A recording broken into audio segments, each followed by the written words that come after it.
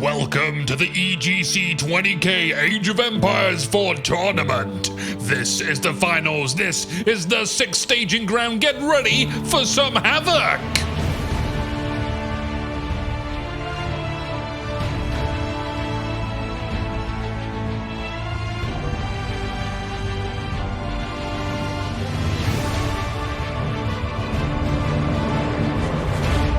Good evening, fellow humans! Let's start with introductions because that is normal according to the book I'm reading.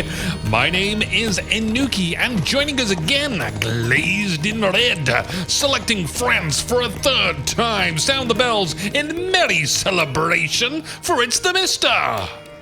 Blending in with the blue sky, hand your sapphires over to the Abyssid Dynasty and receive a reward from none other than their glorious leader, TheViper.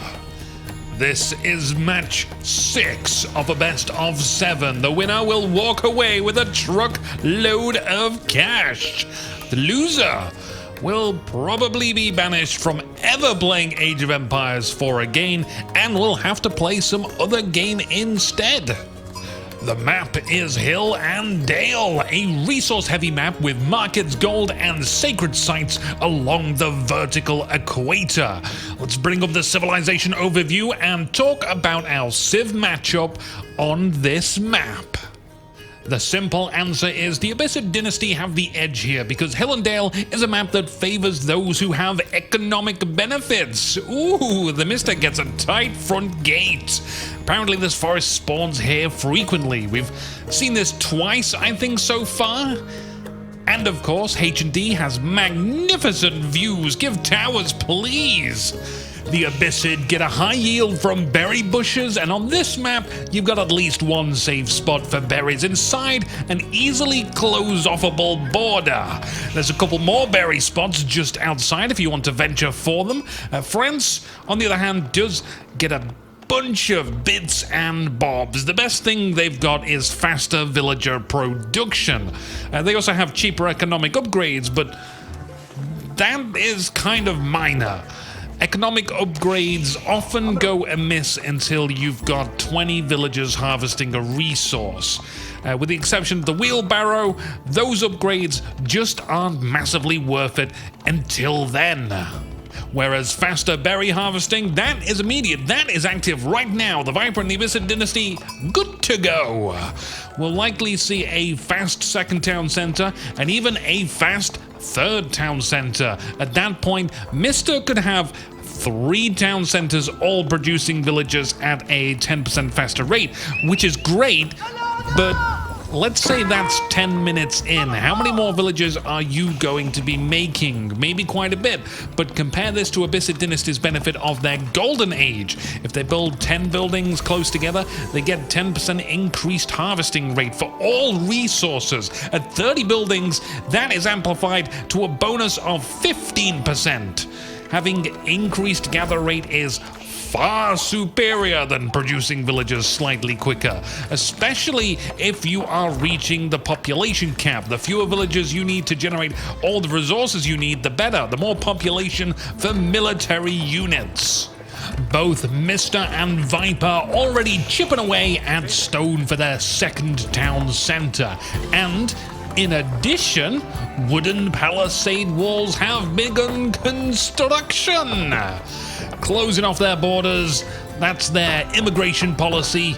So our building phase is probably extended by another 5 classic Hill and Dale minutes. So let's talk battle phase, because this is where Viper yet again has an incredible advantage.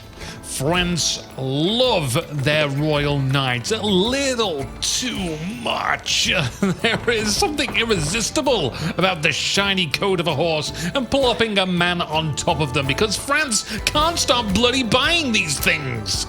Usually spears is enough, coupled with crossbows later on or spring elves, that'll do the trick. However, the Abyssid Dynasty can make camels. Camel units reduce enemy cavalry damage by 20%. The range on that is the same as their vision radius. You only need 1 camel to demoralize every horse that camel can see. It's incredible. TheMista needs to win this match. They have no more chances, no more losses that can occur, and they are giving that chance to France, which has consistently performed poorly throughout this EGC so far. It's a bold move, Cotton. Let's see how it plays out. So, whilst we have time, a message from the president of Age of Empires.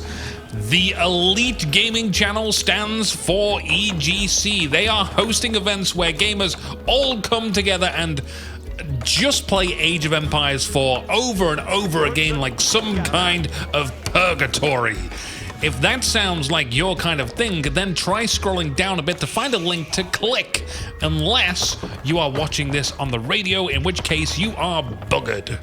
Likewise, you can check out more stuff on the Ironcast channel and get involved in community events. We've got one thing in mind, and that is to have fun, do things differently, and do things that other people should be doing, but they aren't.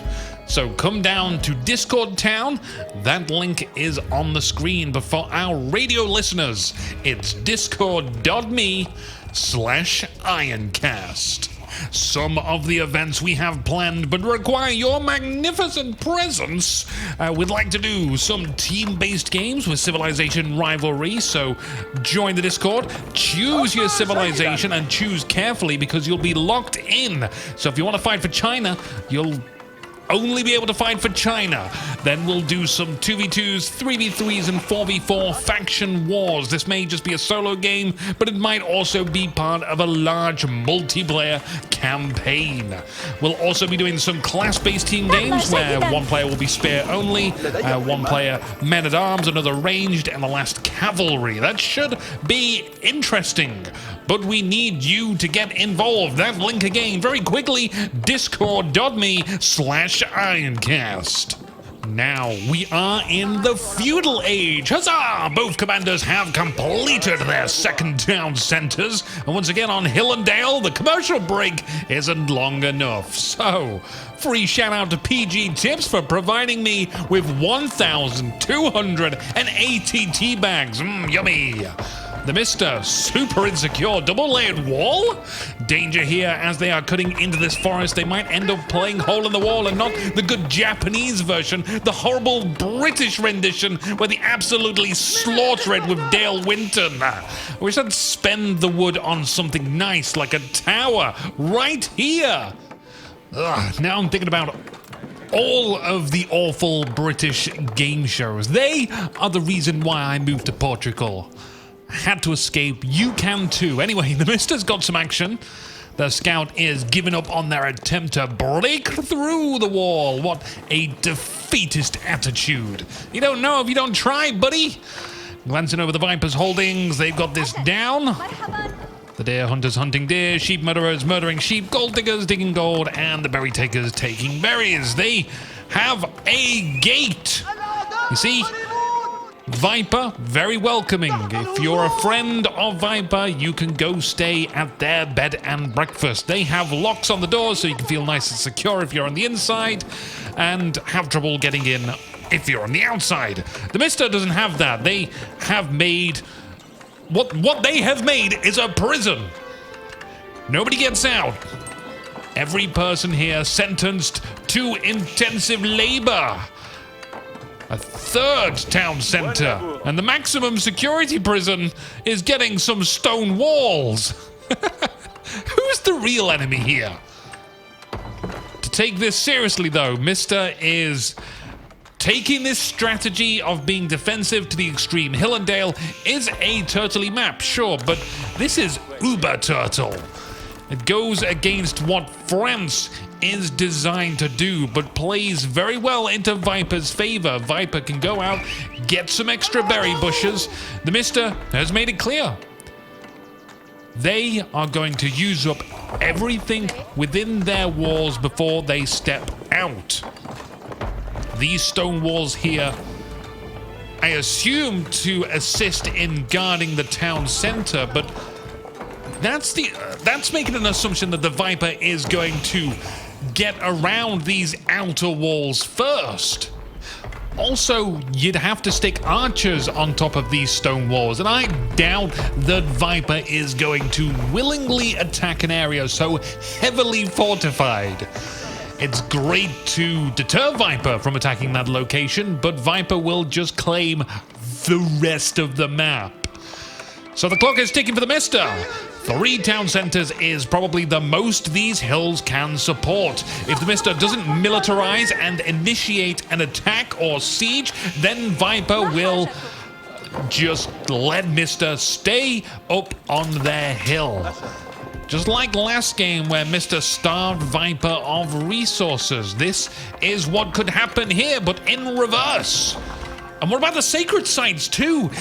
Now, it's rare that these come into play, but that'd be one way to force Mista out of their strategic comfort zone.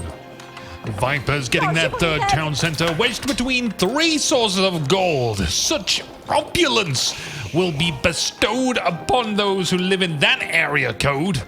The 3rd town center slightly behind Mista's pacing. Finally, some good news, and Mista just is not stopping. There's towers all over the place. They are rolling with this idea of gunning Viper down using only the assets in their base. This has got to be the boomiest Hill and Dale match in this EGC tournament, and we could be in for some insane action. There was a match between Marine Lord and Probe in the round of 16, exactly on this map, which had, I think, 15 minutes of non-stop action. If you missed that game, go check it out. Just huge waves of soldiers back and forth, and during the battles there'd be this mid-evolution where suddenly archers had fire arrows and the tides changed and morphed. It was amazing. Coming back to reality though, Viper has a few spears on the loose. There's not much they can accomplish, but we can be reasonably sure that Royal Knights will make up a chunk of Mista's composition, so those spears will come in handy. The Castle Age is arriving, Viper reaching it first with the Culture Wing, gaining access to 3 unique technologies, one of them reducing the cost of technologies by 30%. That's pretty good. The other 2, we never see. One makes keeps heal nearby units, and another allows priests to single target convert without holding a relic. Maybe this will be the game that we see it. Viper discovers the double barricade. There's not much that can be done. Going to build a Spring Eld. Not great at dealing with walls, but stockpiling Spring Elds again will surely come in handy. The Mr. Scout camping in the Stealth Forest just outside the main gate. I wonder when these berries might be taken. Also, Viper needs to be cautious because they are drilling into that natural forest wall, but then again, do they need to be cautious? It doesn't seem like Mista's gonna be on the offensive anytime soon. All this darkness could be illuminated. So many towers built, but none in the spaces that could grant foresight. It's a damn shame. Especially as these towers are getting converted into ballista towers. 60 damage a shot. Nothing to scoff at. Viper finding all of the double barricades. I'd like to know what they are thinking as they see this. In fact, this is technically a triple barricade with a stone wall. If we had some archers up here and some long vision provided by outposts or towers, those archers would get increased ranged. As cool as it would be, though, it wouldn't really mean much. Viper wouldn't sit under archer fire. If you've ever gone through the self-checkout at a supermarket, Viper's just browsing their favorites.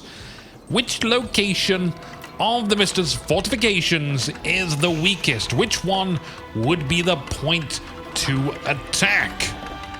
Now you can see Viper is moving out of their own settlement and starting to claim not just more resources, but this is planted right outside a sacred site. It's also near deer and a marketplace. To add to that, they are confidently building barracks outside of their own walls and digging for gold just to the north. My emotional analysis says Viper is feeling confident, but confidence can be erroneous. Have confidence, but layer it with vigilance. In my time of RTS, and even during this EGC tournament itself, I have witnessed commanders lose armies because of a stubborn poise. They think that arrows will deflect off their thick skulls. Their tactics and strategies fall to indolence. Their gutsiness just turns to a gutsy mess, a battlefield of regret. But I gotta tell you, I love those moments of overconfidence where cheekiness is met with a firm lump hammer of humility. The sacred sites are being captured, the outer berries are being harvested, and more production buildings go up for the Viper. That's 2 sacred sites. It's just the one to the south now that requires capturing, and Viper is making their way there. Viper is also ascending to the Imperial Age. Can the TheMista follow the trend, or will they be left in the Castle Age? Because, I mean, they've got to get an army and decapture one of these sacred sites. That might take priority. And the financial requirement to attack Viper is already high. You need something to knock out a keep in the center.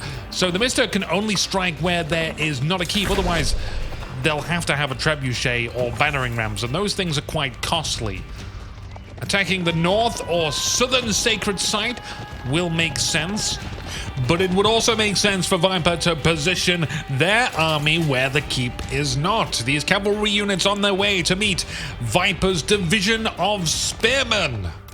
Have faith, pointy warriors, because God favors you.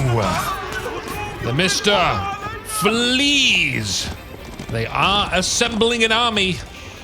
What have we got? We've got crossbows, arbaletriers, a fantastic unit, but I gotta ask, might the crossbows be excessive? I know it's a weird thing to say, but hear my reasoning. Viper has a lot of spears at the moment, though TheMista doesn't know the full report, which is a different problem, but training crossbows takes longer and it costs more. 80 food, 40 gold for crossbows versus 30 food, 50 wood for an archer, 22 seconds training time versus 15. Don't get me wrong, I think crossbows are the safer choice. They'll work better against siege units, but I am thinking of the predicament of sustaining an army within the financial constraints, and that they need gold to advance to the Imperial Age. Archers don't cost gold, so gold saved there. And a little bit of a food saving. That's a different concern, one that I can't think how you solve at the moment. Except by trading through the marketplace. It's difficult to say how this would go unless we diverge from our current timeline, but alas, the timeline we are on is the one with the crossbows. Viper tried to impede TheMista with a wall, but it's a long wall, more time required. Viper also has big boomly bombards. That's gonna be devastating. The TheMista is nowhere near advancing to the Imperial Age. That technological disadvantage is... ooh, it's gonna be tragic for all those stone defenses that were put up.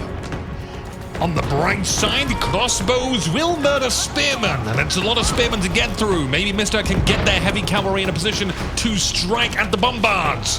Those crossbows are going to need some time to shoot the required amount of bolts to make that threat more manageable for the knights. Bombards exposed, knights charge, but oh, the sea of spears close in. Holy Moses! The numbers are winning. The cheap and cheerful spearmen persevere on both fronts. Viper starting to mix in men-at-arms. A tougher unit, crossbows, can still penetrate their armor. TheMista moving back to their settlement to mount a defense there instead. Up the hill they sprint. The heavy cavalry going elsewhere. The crossbows funnel Viper's spearmen in. It's working very well. Many units denied striking distance. Viper calls for a retreat. But they don't have to go far. The bombards are here, and where there are bombards, there is more protection. I think the siege of the TheMista settlement has officially begun. Countermeasures to the bombards is required, and the terrain is working against the TheMista now. A choke point is great for defending, but somehow the TheMista needs to break through to the sacred sites. You can see a lot of the defenses that were built up are just so far back they can't help from there. It'd have been cracking to have these stone walls along the cliff perimeter. Then at least the crossbows could be granted attack range increase, and any stone towers would provide vision and attacks over a wider berth instead of just on this choke point.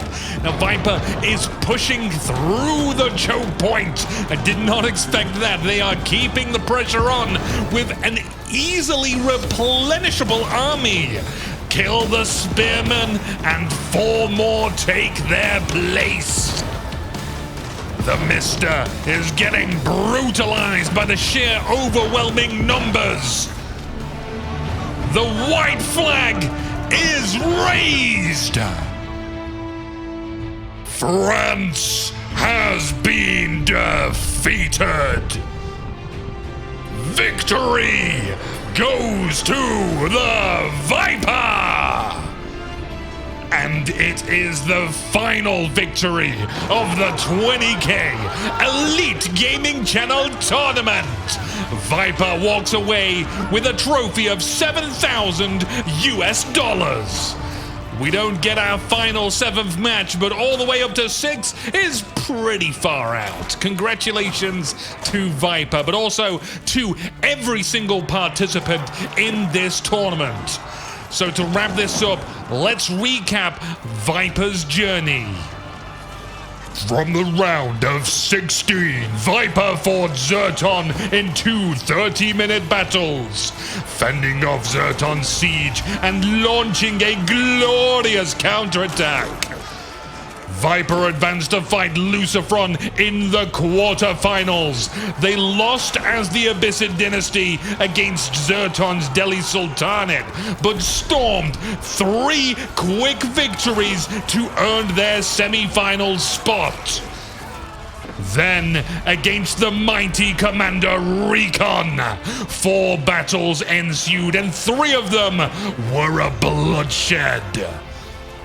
Viper was promoted to the finals against the TheMista, where, well, you know the story, and the rest is history. There's nothing more to say. Thank you for watching. Are you ready for more? My name's Anuki. This has been Ironcast. I hope I will see you soon. My jaw hurts.